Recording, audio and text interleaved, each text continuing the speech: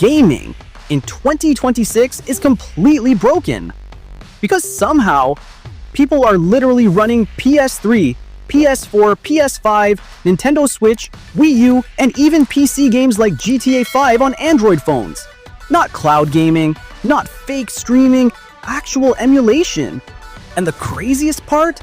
I almost deleted the emulator at number 1 after 10 minutes because I thought it was pure scam garbage. Now it's the only app I refuse to uninstall. Stay until the end. Because number 1 doesn't feel like an emulator anymore. It feels like somebody secretly unlocked developer mode for smartphones. So yeah, welcome to the top 10 best emulators for Android and iOS in 2026. Let's go. 10. XGPS3 X Games PS3. Okay, this one is weird. XGPS3 isn't your typical hardcore emulator setup nightmare. It's more like this giant PS3 hub where you open the app and suddenly see classic PlayStation games organized like Netflix. The first time I launched it, I honestly thought, no way this actually works. But then I loaded a lightweight PS3 title, and somehow it booted. Not perfectly, not smoothly, but enough to make me sit there staring at my phone like an idiot. The biggest strength here is convenience. Beginners will love this thing because it removes the annoying ISO chaos and confusing setup process. But there's a catch. The ads are everywhere. Like, you click something, ad, change settings, ad, breathe oxygen, probably another ad, and once you try heavier PS3 games, reality hits hard. Frame drops, stutters, random instability. Still, for casual players who just want easy access to retro PlayStation vibes, it's surprisingly fun. 9. A PS3E. Now this is where things start getting serious. A PS3E is an actual open source PS3 emulator inspired by RPCSX technology, which honestly sounds impossible on Android. The first time I tested it on a flagship phone, I loaded a small PS3 game thinking, okay, maybe menus will work. Then gameplay started at 12 FPS, and somehow I was still impressed, because what this app represents is bigger than performance. This is basically proof that Android hardware is entering terrifying territory. The Vulkan optimization helps a lot. LLVM translation is smart, and the fact it's completely free with zero ads feels illegal in 2026. But man, the crashes are brutal. Sometimes the emulator freezes during shader compilation. Sometimes audio explodes into robotic demon noises. And heavier games feel like your phone is fighting for survival. Still, tech nerds are obsessed with this project for a reason. This feels like the beginning of something huge. 8. RPCSX Emulator Mobile. This emulator shocked me. No joke. I saw footage of GTA 5 rendering on Android and immediately assumed it was fake. Then I tested RPCSX myself. The frame rate was horrible. The cutscenes lagged. My phone temperature became nuclear. But GTA 5 moved on Android. That alone makes this emulator legendary. RPCSX is one of those projects where you can literally feel developers pushing mobile hardware beyond its limits. Every update on GitHub improves compatibility little by little. And when you finally see complex PS3 environments loading correctly, it feels magical. The downside? This thing devours resources. Battery, gone. RAM, destroyed. Transition scenes, good luck. But honestly, if you're the type of gamer who loves experimental tech and future emulation insanity, RPCSX feels like witnessing gaming history in real time. 7. Simu Emulator PC Layer. This one feels like forbidden technology, because technically, you're running an Xbox emulator inside another compatibility layer, an inside Android, which sounds absolutely cursed. I tried launching an original Xbox Classic late at night with touchscreen controls and immediately understood why most people quit after 5 minutes. It's complicated, it's heavy, and setup feels like assembling a spaceship. But once everything finally works, man! Seeing old Xbox exclusives boot on a phone feels unreal. The nostalgia hits differently because these are games most mobile players never thought they'd experience handheld. The problem is efficiency. You're basically emulating a system, within another system, so performance tanks hard on weaker devices. And touch controls, pain. Still, hardcore emulator fans absolutely love this kind of madness. 6. X1 Box Emulator. Okay, this was the surprise of 2026. The first native Xbox-style emulator that actually launched directly on Google Play. No Windows workaround, no weird PC layer, just Android. The moment I launched Halo on this thing and saw it stabilize around 30 FPS, I actually laughed. Because a few years ago, this would have sounded impossible. The emulator still stutters sometimes, driver optimization still needs work, and certain effects completely break during gameplay. But the fact it works natively changes everything. This is the kind of project that suddenly pushes the entire Android emulation scene forward overnight. And the community reaction was insane. Reddit went crazy over this emulator for weeks because people realized, wait, Xbox emulation on Android is actually becoming real. And honestly, that's terrifying.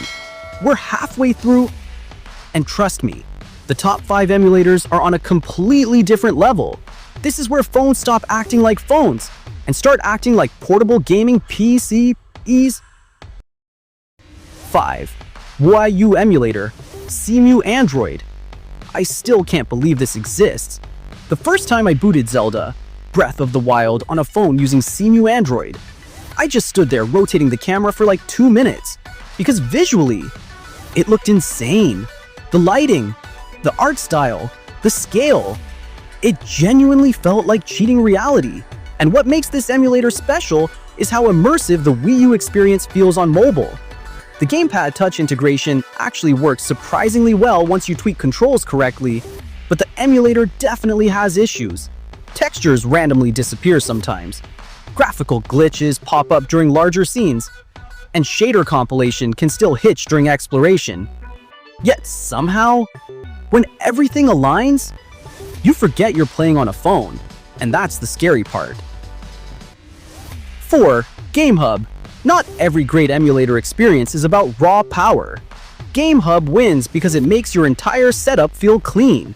You open the app, connect your controller, sync your library, and suddenly your Android device feels like a premium gaming ecosystem.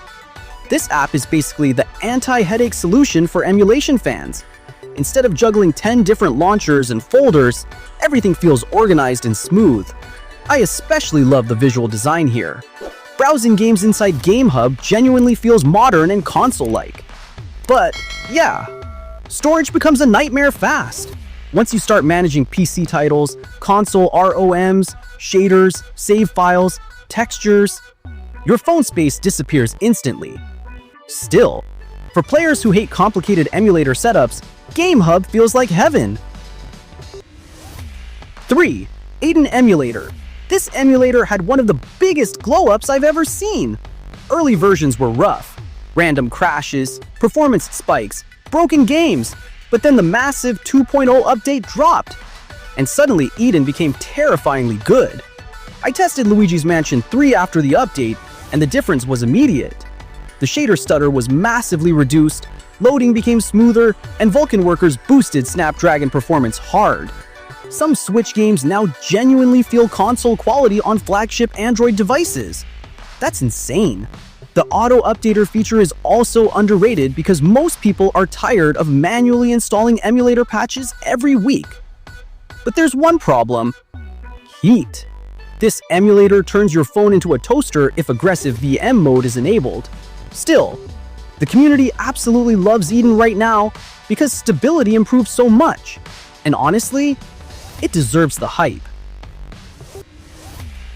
2. Citroen Emulator. If Eden is raw evolution, a Citroen is pure consistency. This emulator feels polished. You launch games, they run smoothly, shaders compile properly, frame pacing feels stable. And then they added multiplayer. That completely changed the game. The first time I joined a multiplayer session through a Switch emulator on Android, my brain genuinely couldn't process what was happening. This is no longer mobile gaming. This is full portable console gaming. Citroen also has amazing compatibility with turnip drivers, meaning Snapdragon users can squeeze absurd performance out of their GPUs. But yeah, battery life suffers badly. You can literally watch your percentage disappear during longer sessions. Still, if your goal is stable Nintendo Switch emulation with minimal headaches, a Citroen is one of the strongest options in the world right now. What? Emulator Ludashi. This thing is absolute madness. At first, I hated it. The setup looked confusing, containers made no sense, DXVK settings felt like computer engineering homework. I almost deleted it. Then I discovered what the Ludashi version actually does, and my jaw dropped. This emulator basically tricks certain Android phones, especially Xiaomi and Poco devices, into activating hidden performance behavior by disguising itself like a benchmarking app. Which means suddenly, your phone stops throttling aggressively and performance skyrockets. I loaded GTA 5 expecting disaster. Instead, I got stable gameplay. Then I tested Cyberpunk, and somehow the frame pacing stayed shockingly playable. That was the moment I realized, this is the future. Emulator Ludashi doesn't just emulate games, it breaks the normal limits of Android hardware. That's why the community treats it like a revolution. Because for the first time ever, phones genuinely feel capable of replacing low-end gaming PCs, and honestly, that's terrifyingly exciting.